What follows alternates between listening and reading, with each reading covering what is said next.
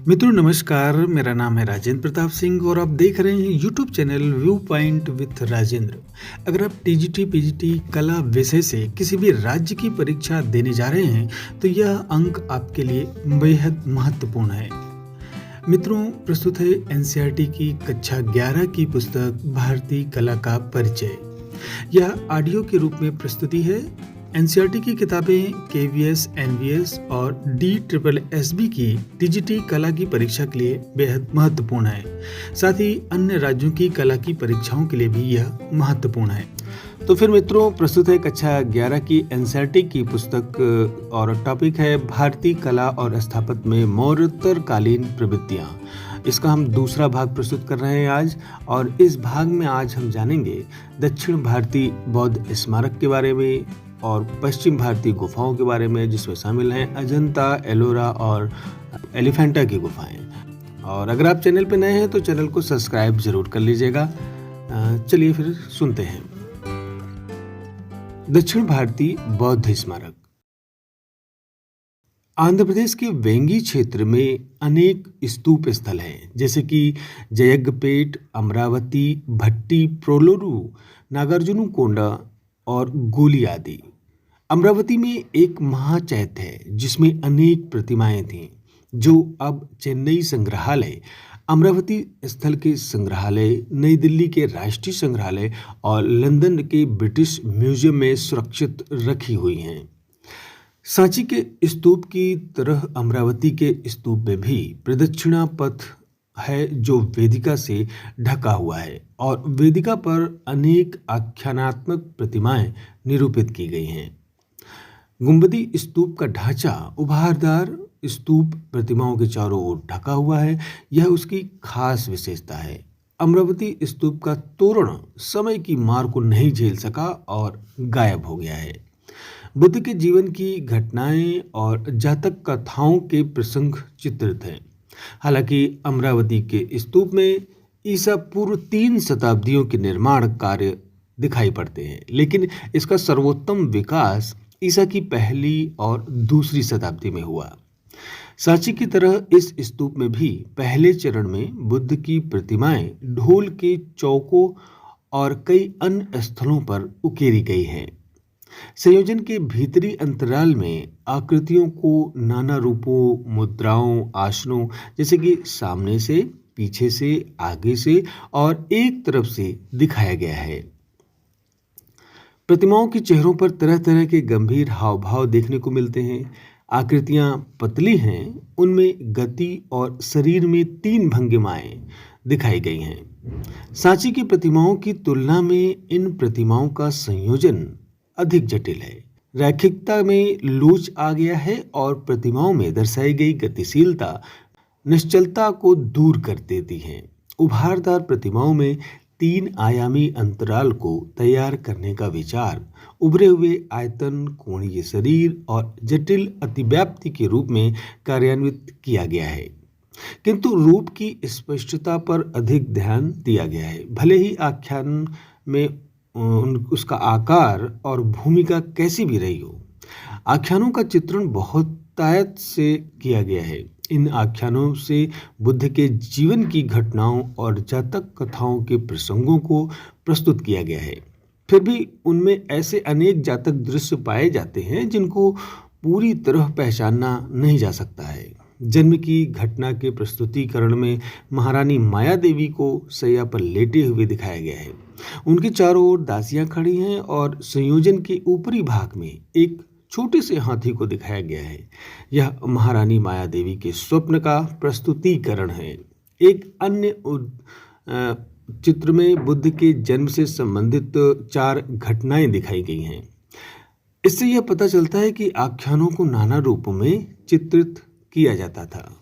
ईसा की 3री शताब्दी में नागार्जुनकोंडा और गोली की प्रतिमाओं में आकृतियों की अनुप्राणित गति कम हो जाती है। अमरावती की उद्भिद प्रतिमाओं में की तुलना में नागार्जुनकोंडा और गोली की कलाकारों ने काया की उभरी हुई सतहों का प्रभाव उत्पन्न करने में सफलता पाई, जो स्वाभाविक है और उसका अभिन्न अंग दिखाई देती है।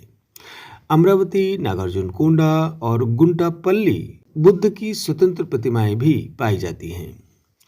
गुंटापल्ली में चट्टान में काटी गई एक गुफा है जो एलुरु के पास स्थित है। यहाँ छोटे गजपृष्ठीय तथा वृत्ताकार चैत्य कई चैत्य कक्ष ईसा पूर्व दूसरी शताब्दी में खोद कर बनाए गए थे। एक अन्य महत्वपूर्ण स्थल जहां पर चट्टानों को काटकर स्तूप बनाए गए थे, विशाखापट्टनम के पास अनाकपल्ली है। अब तक खुदाई में मिला सबसे बड़ा स्तूप सन्नति, जो कि गुलबर्ग के कर्नाटक में है। यहाँ एक ऐसा भी स्तूप है जिसे अमरावती के स्तूप की तरह उभारदार प्रतिमाओं से सजाया गया है। बड़ी संख्या में स्तूपों के निर्माण का अर्थ यह नहीं होता कि वहाँ संरचनात्मक मंदिर, विहार या चैत्य नहीं बनाए जाते थे। हमारे पास इस संबंध में साक्ष्य तो हैं, पर कोई संरचनात्मक चैत्य या विहार आज तक बचा नहीं है। कुछ महत्वपूर्ण संरचनात्मक विहारों में सांची के गज पृष्ठाकार चैत्य का उल्लेख किया जा सकता है। यह वहाँ का मंदिर संख्या 18 है, जो कि एक साधारण देवालय है जिसमें आगे स्तंभ बने हैं और पीछे एक बड़ा कक्ष बना है। इसी प्रकार गुंटापल्ली के संरचनात्मक मंदिर भी उल्लेखनीय हैं। बुद्ध की प्रतिमाओं के साथ साथ अन्य बौद्ध प्रतिमाएं जैसे कि अवलोकितेश्वर, पद्मपाणि, वज्रपाणि, अमिताभ और मैत्रेय जैसे बोधिसत्वों की प्रतिमाएं भी बनाई जाने लगी। किंतु बौद्ध धर्म की वज्रयान शाखा के उदय के साथ बोधिसत्वों की कुछ ऐसी प्रतिमाएं भी जोड़ी जाने लगी जिनके द्वारा बौद्ध धर्म के जनहित के धार्मिक सिद्धांतों के प्रचार के लिए कतिपय सद्गुणों का मानवीकरण करके प्रतिमा के रूप में प्रस्तुत किया गया था। पश्चिम भारतीय गुफाएं। पश्चिमी भारत में बहुत सी बौद्ध गुफाएं हैं जो ईसा पूर्व दूसरी शताब्दी और उसके बाद की बताई जाती हैं। इनमें वास्तुकला के मुख्यतः 3 रूप मिलते हैं। पहला, गज पृष्ठीय मेहराबी छत वाले चैत्य कक्ष, जो कि जैसे कि अजंता, पीतलखोड़ा और भज में पाए जाते हैं। और दूसरा, गज पृष्ठीय मेहराबी छत वाले स्तंभहीन कक्ष, जो कि महाराष्ट्र के थाना नादसर में मिलते हैं। और तीसरा, सपाट छत वाले चतुष्कोणीय कक्ष, जिसके पीछे की ओर एक वृत्ताकार छोटा कक्ष होता है, जैसे कि महाराष्ट्र के कोंडिवाइट में पाया गया है। चैत्य के विशाल कक्ष में अर्धवृत्ताकार चैत्य चाप यानी मेहराब की प्रधानता होती थी। सामने का हिस्सा खुला होता था, जिसका मोहरा लकड़ी का बना होता था, और कुछ मामलों में बिना लकड़ी वाले मेहराब भी पाए गए हैं, जैसे कि कोंडिवाइट में देखा गया है। सभी चैत्य गुफाओं के पीछे की ओर स्तूप बनाना आम बात थी। ईसा पूर्व पहली शताब्दी में गज पृष्ठीय मेहराबी छत वाले स्तूप की मानक योजना में कुछ परिवर्तन किए गए, जिसके अंतर्गत बड़े कक्ष को आयताकार बना दिया गया, जैसे कि अजंता की गुफा संख्या 9 में देखने को मिलता है, और मोहरे के रूप में एक पत्थर की पर्दी लगा दी गई। ऐसा निर्माण बेदसा, नासिक, कार्ला, कन्हेरी में पाया जाता है। अनेक गुफा स्थलों में पहले मानक किस्म के चैत्य कक्ष परवर्ती काल में भी पाए जाते हैं। कार्ला में चट्टानों को काटकर सबसे बड़ा कक्ष बनाया गया था। गुफा की योजना में पहले 2 खंभों वाला खुला शयन है। वर्षा से बचाने के लिए एक पत्थर की पर्दी दीवार है, फिर एक बरामदा, मोहरे के रूप में पत्थर की पर्दी दीवार, एक खंभे पर टिकी गज पृष्ठीय छत वाला चैत्य कक्ष और अंत में पीछे की ओर स्तूप बना है। कार्ला चैत्य कक्ष को मनुष्यों और जानवरों की आकृतियों से सजाया गया है। वे भारी और चित्र के अंतराल में चलती हुई दिखाई देती हैं। कन्हेरी की गुफा संख्या 3 में कार्ला के चैत्य कक्ष की योजना का कुछ और विस्तृत रूप दिखाई देता है। इस गुफा के भीतरी भाग का संपूर्ण निर्माण कार्य एक साथ नहीं किया गया था, इसलिए इसमें समय समय पर संपन्न किए गए कार्य की प्रगति की झलक स्पष्ट दिखाई देती है।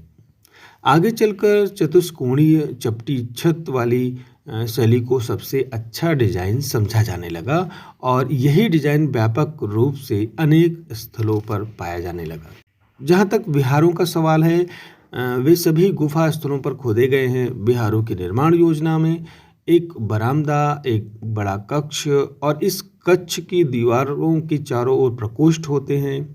कुछ महत्वपूर्ण विहार गुफाएं अजंता की गुफा संख्या 12, वेदसा की गुफा संख्या 11, नासिक की गुफा संख्या 3, 10 और 17 हैं। आरंभ की अनेक विहार गुफाओं के भीतर से चैत्य के मेहराबों और गुफा के प्रकोष्ठ द्वारों पर वेदिका डिजाइनों से सजाया गया है। बाद में इस तरह की सजावट को छोड़ दिया गया है। नासिक की गुफा संख्या 3, 10 और 17 में मोहरे की डिजाइन में एक अलग उपलब्धि हुई है। नासिक की विहार गुफाओं के सामने के स्तंभों के घट आधार और घट शीर्ष पर मानव आकृतियां उकेरी गई हैं। ऐसे ही एक अन्य गुफा जुन्नार, जो कि महाराष्ट्र में है, खोदी गई, जो आम जनता में गणेश लेनी के नाम से प्रसिद्ध है, क्योंकि इसमें गणेश जी की प्रतिमा स्थापित की हुई है। आगे चलकर इस विहार के कक्ष के पीछे एक स्तूप भी जोड़ दिया गया है, जिससे यह एक चैत्य विहार हो गया है। ईसा की 4वीं और 5वीं शताब्दी के स्तूपों में बुद्ध की प्रतिमाएं संलग्न की गई हैं। जुन्नार में खुदी हुई गुफा का सबसे बड़ा समूह है। नगर की पहाड़ियों के चारों ओर 200 से ज़्यादा गुफाएं खुदी हुई हैं, जबकि मुंबई के पास कन्हेरी में ऐसी 108 गुफाएं हैं। गुफा स्थलों में सबसे महत्वपूर्ण स्थल है अजंता, पीतलखोड़ा, एलोरा, नासिक, भज, जुन्नार, कार्ला, कन्हेरी की गुफाएं। अजंता, एलोरा और कन्हेरी की गुफाएं आज भी फल फूल रही हैं। तो हम अब चर्चा करेंगे अजंता की गुफा के बारे में। सबसे प्रसिद्ध गुफा स्थल अजंता है। यह महाराष्ट्र राज्य के औरंगाबाद जिले में स्थित है और वहाँ भुसावल, जलगांव और औरंगाबाद के रास्ते से पहुंचा जा सकता है। अजंता में कुल 26 गुफाएं हैं।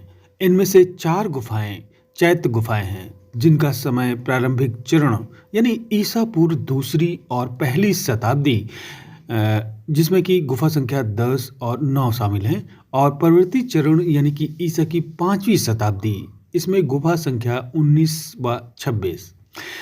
इसमें बड़े बड़े चैत्य विहार हैं और ये प्रतिमाओं तथा चित्रों से अलंकृत हैं। अजंता ही एक ऐसा उदाहरण है जहां ईसा पूर्व 1ली शताब्दी और ईसा की 5वीं शताब्दी के चित्र पाए जाते हैं। अजंता और पश्चिमी दक्कन की गुफाओं के काल के बारे में निश्चित रूप से कुछ नहीं कहा जा सकता, क्योंकि उनके शिलालेखों में काल तिथि का उल्लेख नहीं मिलता है। गुफा संख्या 10, 9, 12 और 13 आरंभिक चरण की हैं। गुफा संख्या 11, 15 व 6 ऊपरी तथा निचली, और गुफा संख्या 7 जो है ईसा की 5वीं शताब्दी के उत्तरवर्ती दशकों से पहले की है। बाकी सभी गुफाएं 5वीं शताब्दी के परवर्ती दशकों से ईसा की 6ठी शताब्दी के पूर्ववर्ती दशकों के बीच खोदी गई हैं। चैत्य गुफा संख्या 19 और 26 विस्तृत रूप से उत्कीर्ण की गई हैं। उनका मोहरा बुद्ध और बोधिसत्वों की आकृतियों से सजाया गया है। वे गज पृष्ठीय तहखानेदार छत वाली किस्म की हैं। गुफा संख्या 26 बहुत बड़ी है और भीतर का संपूर्ण बड़ा कक्ष बुद्ध की अनेक प्रतिमाओं से उकेरा गया है। उनमें सबसे बड़ी प्रतिमा महापरिनिर्वाण की है। शेष सभी गुफाएं विहार चैत्य किस्म की हैं। उनमें खंभों वाला बरामदा, खंभों वाला मंडप और दीवार के साथ साथ प्रकोष्ठ बने हैं। पीछे की दीवार पर बुद्ध का मुख्य पूजा गृह है। अजंता में पूजा स्थल की प्रतिमाएं आकार की दृष्टि से बड़ी हैं और आगे बढ़ने की ऊर्जा के साथ प्रदर्शित की गई हैं। कुछ विहार गुफाओं का कार्य अभी तक अपूर्ण है, जैसे कि गुफा संख्या 5, 14, 23 और 24। अजंता के महत्वपूर्ण संरक्षकों में वाराहदेव यानी कि गुफा संख्या 16 का संरक्षक, जो कि वाकाटक नरेश हरिसेन का प्रधानमंत्री था, उपेंद्र गुप्त जो गुफा संख्या 17 से 20 का संरक्षक, जो उस क्षेत्र का स्थानीय शासक, और वाकटक नरेश हरिसेन का सामंत था, तथा बुद्ध भद्र गुफा संख्या 26 का संरक्षक, और मथुरा दास गुफा संख्या 4 का संरक्षक था। इन सबके नाम वहां पर उल्लेखनीय हैं। गुफा संख्या 1, 2, 16 और 17 में अनेक चित्र आज भी शेष हैं। चित्रों में अनेक शैली प्रकारगत अंतर पाए जाते हैं। ईसा की 5वीं शताब्दी के अजंता चित्रों में बाहर की ओर प्रक्षेप दिखलाया गया है। रेखाएं अत्यंत स्पष्ट हैं और उनमें पर्याप्त लयबद्धता देखने को मिलती है। शरीर का रंग बाहरी रेखा के साथ मिल गया है, जिससे चित्र का आयतन फैला हुआ प्रतीत होता है। आकृतियां पश्चिमी भारत की प्रतिमाओं की तरह भारी हैं। पहले चरण में बनी गुफाओं, विशेषकर गुफा संख्या 9 एवं 10 में जो चित्र पाए जाते हैं, ये ईसा पूर्व प्रथम शताब्दी के हैं। इन चित्रों में रेखाएं पैनी हैं, रंग सीमित है। इन गुफाओं में आकृतियां स्वाभाविक रूप से बिना बढ़ा चढ़ाकर अलंकृत किए हुए रंगी हैं। भौगोलिक स्थान के अनुसार घटनाओं को समूहबद्ध किया गया है। सतहों पर क्षैतिज तरीके से आकृतियों का नियोजन किया गया है। भौगोलिक स्थिति को वास्तु के बाहरी हिस्सों से पृथक कर दिखाया गया है। सांची की मूर्ति कला से समानता से यह स्पष्ट होता है कि किस प्रकार समसामयिक मूर्ति कला एवं चित्रकला की प्रक्रिया साथ साथ चल रही थी। पगड़ी की आगे की गांठ उसी प्रकार से आकृतियों में दिखाई गई है जिस प्रकार मूर्तियों में दिखाई गई है, तथापि पगड़ियों के कुछ अलग प्रकार भी चित्रित हैं। दूसरे चरण के चित्रों का अध्ययन गुफा संख्या 10 तथा 9 की दीवारों व स्तंभों पर बने चित्रों से किया जा सकता है। बुद्ध की ये आकृतियां 5वीं शताब्दी ईस्वी के चित्रों से भिन्न हैं। चित्रकला के क्षेत्र में इस प्रकार की गतिविधियों को धार्मिक आवश्यकताओं के आधार पर समझा जाना चाहिए। गुफाओं का निर्माण एवं चित्रकला की गतिविधियां साथ साथ एक ही समय में हुई थीं। अगले चरण के चित्र मुख्यतः गुफा संख्या 16, 17, 1 और 2 में देखे जा सकते हैं। इसका यह अर्थ नहीं कि अन्य गुफाओं में चित्र निर्माण नहीं हुआ। वस्तुतः प्रत्येक खोदी गई गुफा में चित्र बनाए गए, परंतु उनमें से कुछ ही शेष रह गए। इन गुफा चित्रों में प्रतीकात्मक वर्गीकरण पाया जाता है। यह भी देखा गया है कि इन चित्रों में त्वचा के लिए विभिन्न रंगों जैसे कि भूरा, पीलापन लिए हुए भूरा, हरित, पीले आदि का प्रयोग किया गया है, जो भिन्न प्रकार की जनसंख्या का प्रतिनिधित्व करता है। गुफा संख्या 16 और 17 के चित्रों में सटीक और शालीन रंगात्मक गुणों का प्रयोग किया गया है। इनमें गुफा की मूर्तियों के समान भारीपन नहीं है। आकृतियों के घुमाव लयात्मक हैं। भूरे रंग की मोटी रेखाओं से उभार प्रदर्शित किया गया है। रेखाएं जोरदार और शक्तिशाली हैं। आकृति संयोजनों में विशिष्ट चमक देने का प्रयास किया गया है। गुफा संख्या 1 एवं 2 के चित्र सलीके से बने हुए एवं स्वाभाविक हैं, जो गुफा की मूर्तियों से सामंजस्य रखते हैं।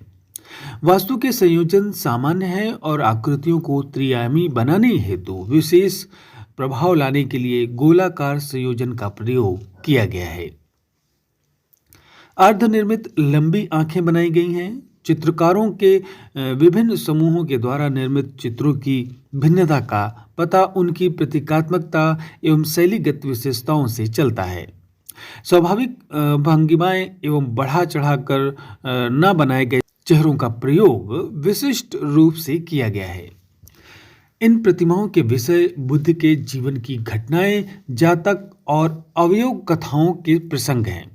कुछ चित्र जैसे कि सिंघल अवदान, महाजनक जातक और विदुर पंडित जातक के प्रसंग गुफा की संपूर्ण दीवार को ढके हुए हैं।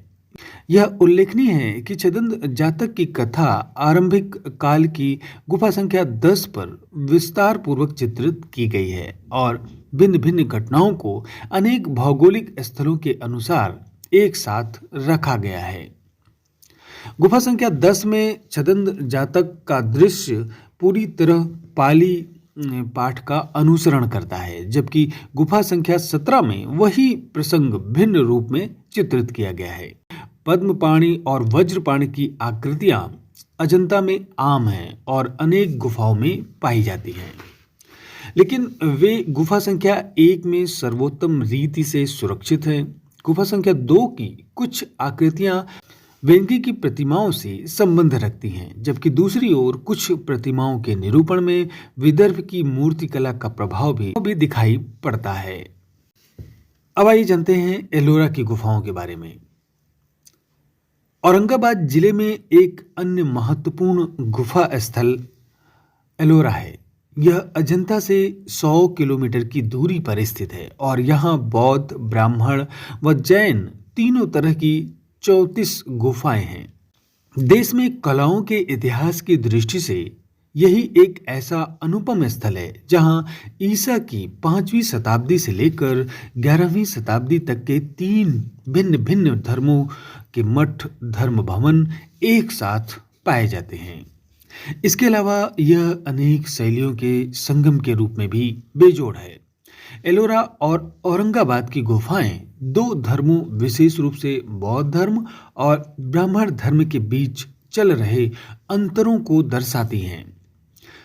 वहाँ बाहर बौद्ध गुफाएं हैं जहाँ बौद्ध धर्म के वज्रयान संप्रदाय की अनेक प्रतिमाएं जैसे कि तारा, महामयूरी, अक्षोभ्य, अवलोकितेश्वर, मैत्रेय, अमिताभ आदि की प्रतिमाएं प्रस्तुत की गई हैं।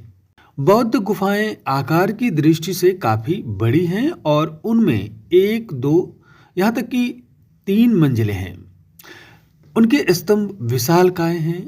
अजंता में भी 2 मंजिली गुफाएं खुदी हुई हैं, मगर एलोरा में 3 मंजिली गुफा बनाना वहां की विशेष उपलब्धि कही जा सकती है। ऐसी गुफाओं पर प्लास्टर और रंग रोगन किया गया था। अधिष्ठाता बुद्ध की प्रतिमाएं आकार में बड़ी हैं और पद्मपाणि तथा वज्रपाणि की प्रतिमाएं आमतौर पर उनके अंगरक्षक के रूप में बनाई गई हैं।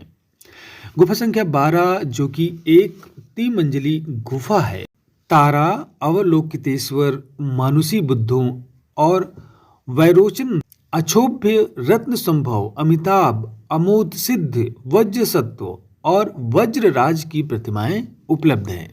दूसरी ओर ब्राह्मण धर्म की तो एक ही 2 मंजिला गुफा यानी कि गुफा संख्या 14 है।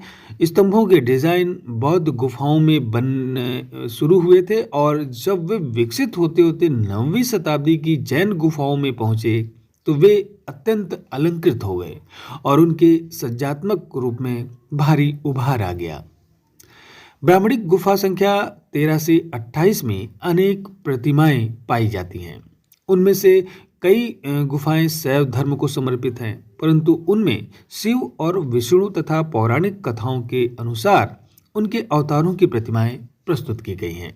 शैव कथा प्रसंगों में कैलाश पर्वत को उठाए हुए रावण, अंधकासुर वध, कल्याण सुंदर जैसे प्रसंग स्थान स्थान पर चित्रित किए गए हैं, जबकि वैष्णव कथा प्रसंगों में विष्णु के विभिन्न अवतारों को दर्शाया गया है।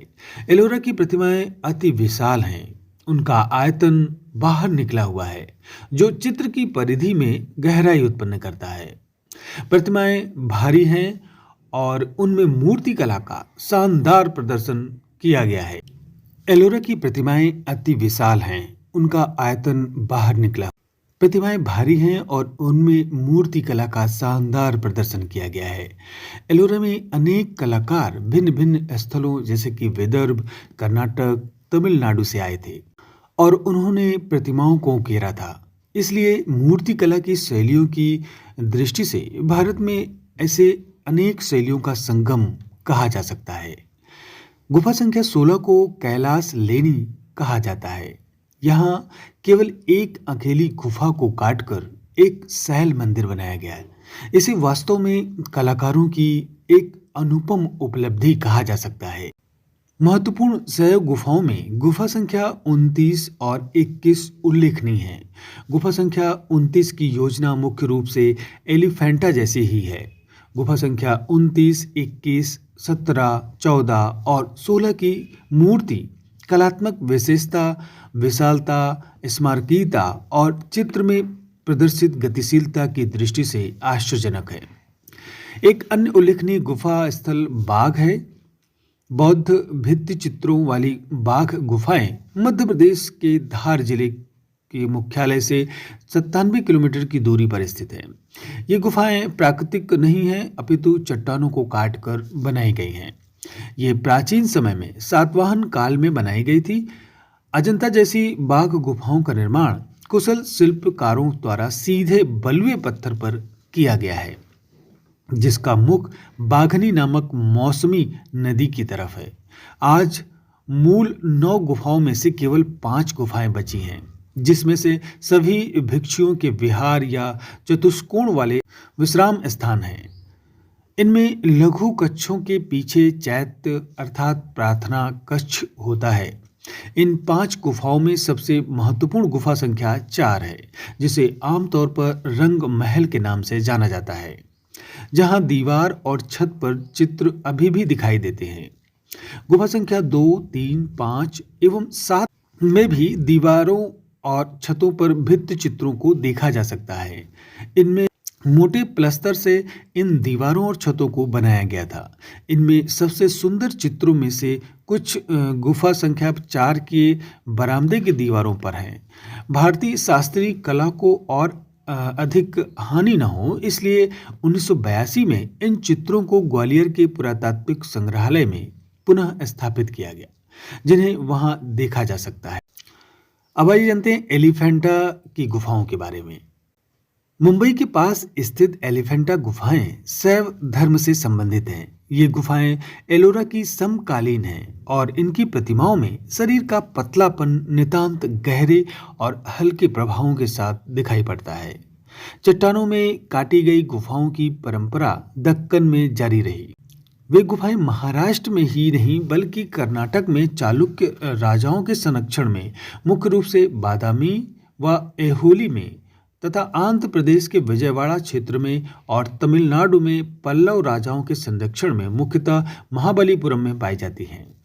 देश में ईसा की 6वीं शताब्दी के बाद कला इतिहास का विकास राजनीतिक स्तर पर अधिक हुआ, जबकि इससे पहले के ऐतिहासिक कालों में वह जनता के सामूहिक संरक्षण में अधिक फला फूला था। यहाँ मिट्टी की छोटी छोटी आकृतियों का उल्लेख कर देना भी समीचीन होगा, जो देश भर में स्थान स्थान पर पाई गई हैं। उनसे यह प्रकट होता है कि पत्थर की धार्मिक मूर्ति कला की परंपरा के साथ साथ समानांतर रूप से स्वतंत्र स्थानीय परंपरा भी चलती रही थी।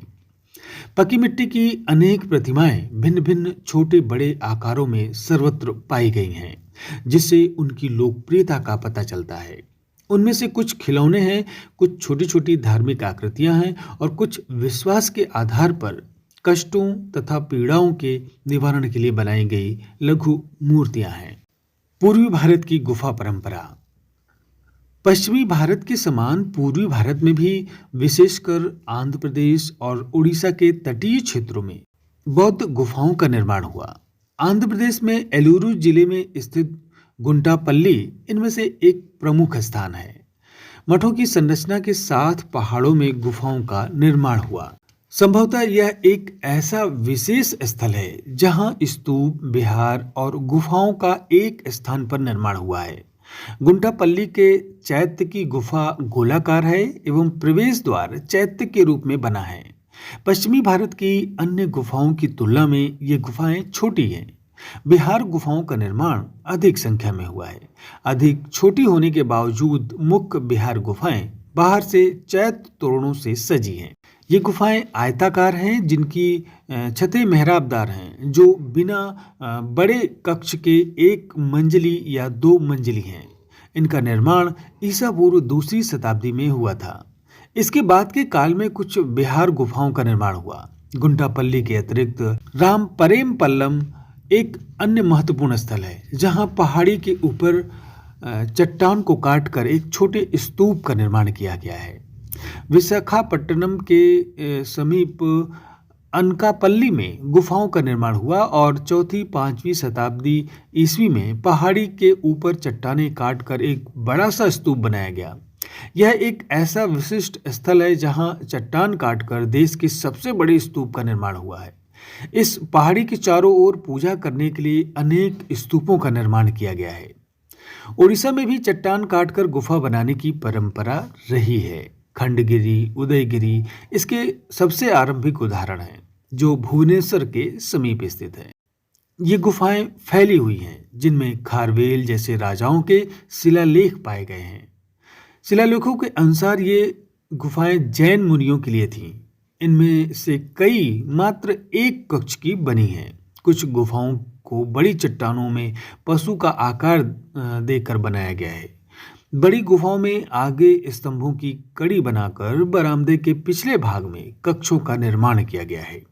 इन कक्षों के प्रवेश का ऊपरी भाग चैत्य तोरणों और आज भी प्रचलित स्थानीय लोक गाथाओं के संदर्भ से सुसज्जित है।